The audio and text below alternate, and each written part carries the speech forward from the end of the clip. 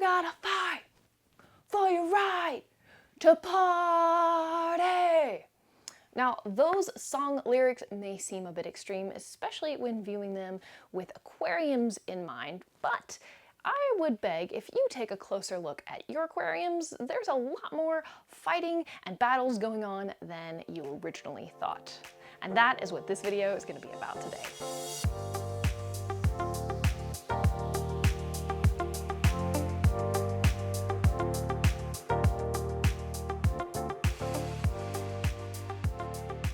Hi there, I'm Hilary for Waterlogged on behalf of SaltwaterAquarium.com. A while back, somebody asked me for a video about some of the aquarium warfare that goes on, and so this video is for you. Let's get started. We're going to talk first about fish and then work our way through down to invertebrates, including corals. So when it comes to fish, I feel like that's some of the most obvious places that you can see battles going on.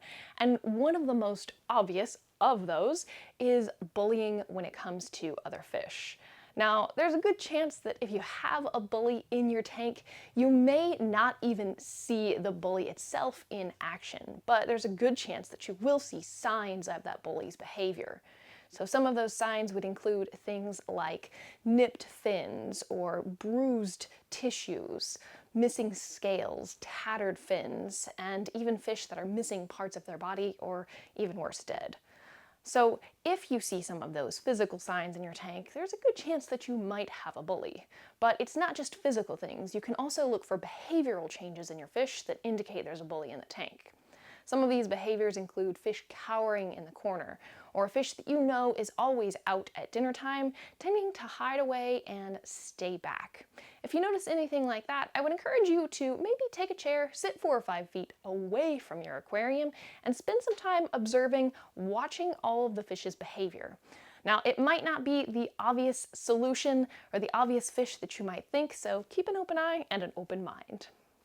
Now, the next type of battles that you might see going down amongst your fish is one for resources, right? So if your fish or your corals aren't getting enough food, that is going to impact their health and their long-term survival. So when you're feeding, do you have 1 or 2 fish that are always out competing all of the other fish in the tank? Maybe it's a bunch of smaller, fast-moving fish that gobble everything up before everyone else gets a chance. Or maybe it's a large fish that just gulps it all up and nobody else gets any. Well, if you see these signs of food competition taking place in your tank, consider feeding at 2 places at the same time. So over here and over here. That way, both groups of fish, the faster and the slower eating ones, will get a chance to get some food. Something else you could do is switch it up. Don't feed the same time every day, and feed at different spots in the tank. So maybe on the side versus the front. Those are some of the tips that you have for helping to battle that battle. Now, the next type of battle that you might see, well, hopefully, maybe not. I've never actually seen this, and I've not really met anybody that has ever experienced this, but that is one of chemical battles. And I'm talking about toxins, specifically the ones that cowfish and some of the boxfish produce. Now, everybody's heard that boxfish, cowfish have a toxin that if they feel stressed, threatened, even scared, they can release this toxin. Unfortunately, it will kill themselves, but it also wipes out everything in the tank. Now, I had a cowfish for 8 years. When he died, I didn't have any issues, and I haven't actually met anybody that's had this issue. So I'm curious to know if you have experienced a toxin from a cowfish or a boxfish that has wiped out your tank. Please leave a comment. I'd love to hear your experience on this one. Okay, now let's move on to some of the invertebrates, starting with cleanup crew. Now, if you have hermit crabs in your tank, and I'd be willing to bet that you do, there's a good chance that you see battles going on all the time. Have you ever seen hermit crabs fighting over different shells? That's a battle, right? Or say they found a snail shell that they really like. They'll go as far as to even kill that snail just to have its shell. But that's not the only place that battles occur. Think about specific species that you put in your tank to wipe out something else.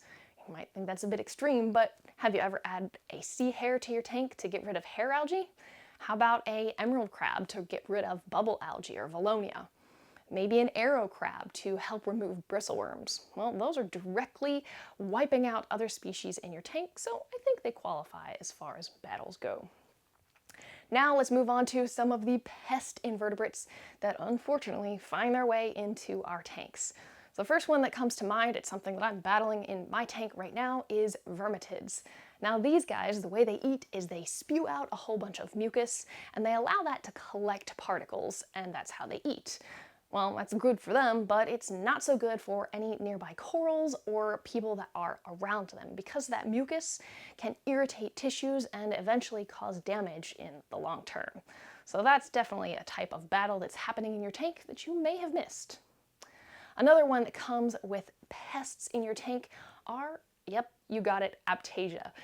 Aiptasia are little pests that can quickly take over our tank, and they're such a nuisance because they have stinging cells that can sting nearby corals. Another issue with them being nearby corals is the out competition for food. So say a particle's coming nearby, if it goes past the Aiptasia before it gets to the coral, well, that Aiptasia might get a meal and the coral might not. So definitely battles that are going on there as well. Okay, so that is some of the battles that you might witness that are happening with the pests in your tank, with some of those invertebrates that you've intentionally placed in your tank. Let's talk a little bit about coral. So we keep a variety of different species of corals in our tank, and I'd be willing to bet that if you have some, you've probably seen some of those battles going down. One of the first that comes to mind are mushrooms. If you've ever had mushrooms that you've tried to move or place on a rock or even handle in any way, even maybe brushing against them when you're cleaning your tank, you might have noticed that they produce a lot of mucus. It makes them hard to handle, but more than that, it irritates nearby corals to the point that some of those corals will actually pull into themselves, and if it's a repetitive thing, they could even die from tissue loss due to that repetitive exposure to the mucus that those mushrooms are putting out. Now, mushrooms aren't the only ones of those soft corals that can pack a punch. Toadstool leathers are notorious for creating toxic compounds that irritate its neighbors, to the point that they may even have tissue loss as well. You could always do a water change if you notice something like this happening and see if it doesn't help to fix that problem.